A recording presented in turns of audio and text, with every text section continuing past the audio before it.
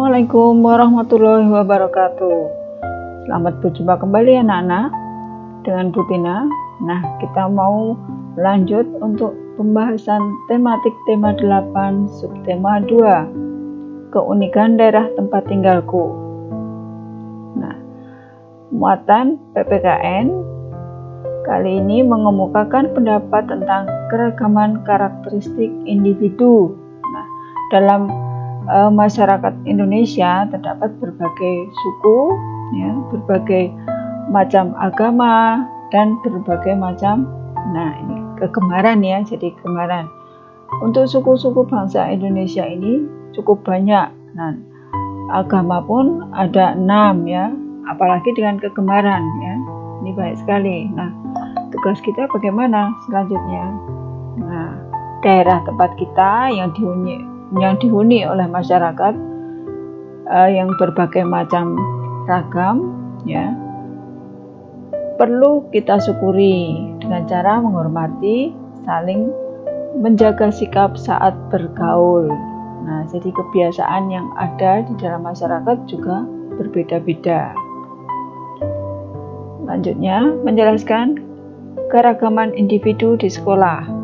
Setiap orang memiliki karakteristik individu yang berbeda.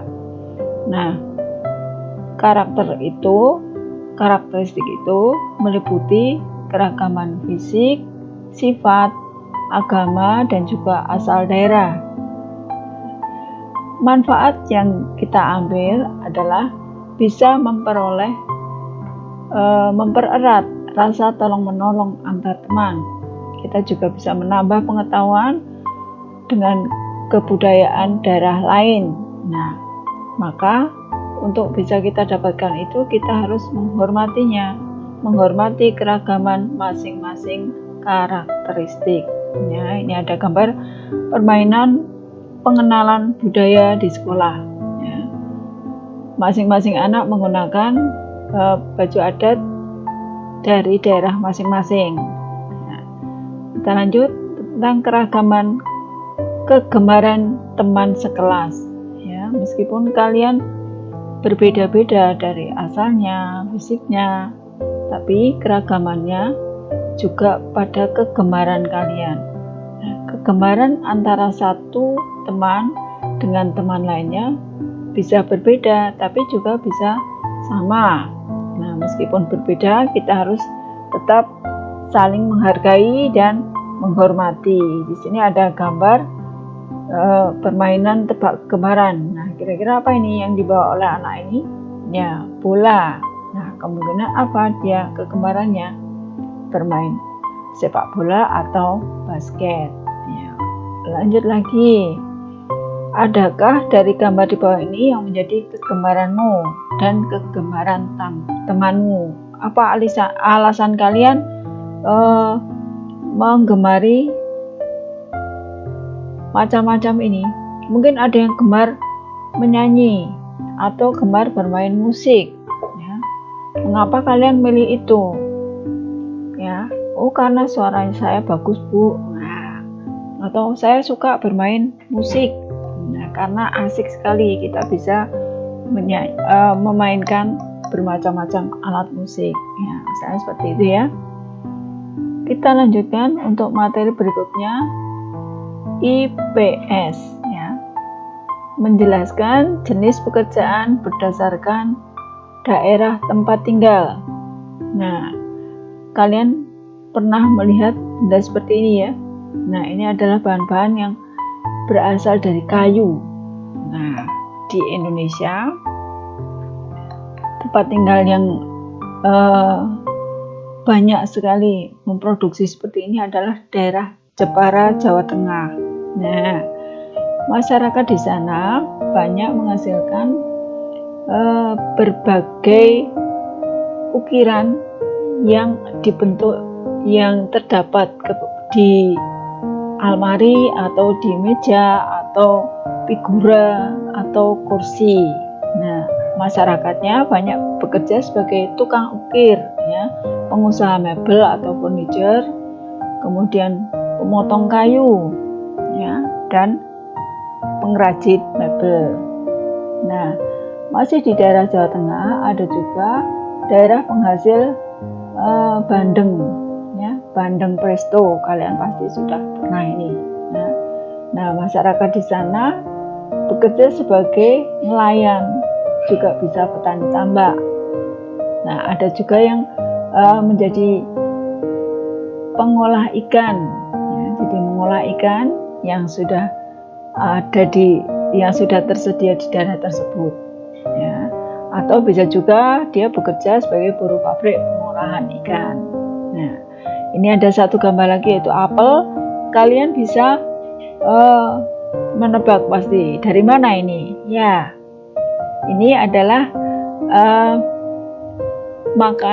buah yang banyak dihasilkan di Kota Malang, Jawa Timur.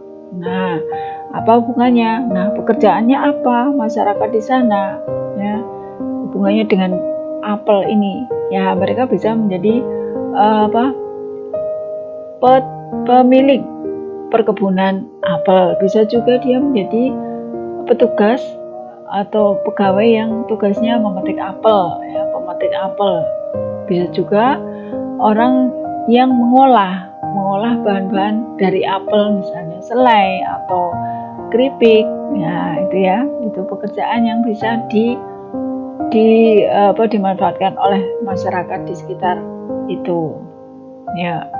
Jadi jenis-jenis pekerjaan sekarang terkait dengan kegiatan ekonomi. Kegiatan ekonomi terdiri dari 3 tahap, yaitu produksi, distribusi, dan konsumsi.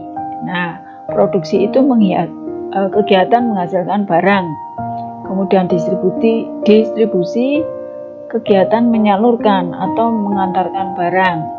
Sedangkan konsumsi itu adalah menggunakan atau memanfaatkan barangnya tersebut. Nah, pelaku untuk produksi disebut dengan produsen, pelaku untuk kegiatan distribusi disebut distributor, kemudian konsumsi, pelakunya disebut dengan konsumen. Nah, kelompok ini ada beberapa pekerjaan. Kita coba untuk sopir pengantar sayuran ke pasar, itu masuk kepada kegiatan ekonomi apa? Ya, distribusi. Ya, ini mengantarkan. Ya, kalau ini juru masak, masuk ke kegiatan ekonomi produksi karena menghasilkan suatu masakan. Nah, ya, yang lain kalian bisa memasukkan ke dalam kegiatan ekonomi yang mana dari kegiatan ini, ya. Nah, dalam proses kegiatan ekonomi, ya, itu ada beberapa proses. Nah, dalam kali ini yang kita sampaikan tentang pembuatan mebel. Pembuatan mebel itu barang-barang yang biasanya untuk memenuhi kebutuhan hidup ini dibuat dari kayu. Ada ya yang terbuat dari kayu. Nah, dari mulai perkebunan jati, ya. Nah, kemudian dari perkebunan jati kalau sudah tua kayunya dipotong. Nah, lalu nanti akan ditanam kembali supaya tumbuh kembali. Nah, dari perkebunan jati dan penebangan kayu jati itu masuk ke dalam proses produksi. Kemudian kayu yang sudah dipotong-potong dikirimkan ke mana? Ke pengusaha mebel, ya. Nah, ini di sini adalah proses distribusi sampai pengolahan kayu tersebut kemudian dijual di toko. Itu adalah distribusi. Nah, kemudian ini ada konsumen yang memanfaatkan untuk keperluan sehari-hari, dia ada sebagai konsumen. Nah, ini ya, ini kegiatan ekonomi pembuatan mebel. Nah, nanti ada tugas untuk kali ini yaitu PPKN KD 3.3. Silakan nanti diamati, ya. Nah, materi untuk kali ini cukup sekian, ya. Bu Tina tutup dengan baca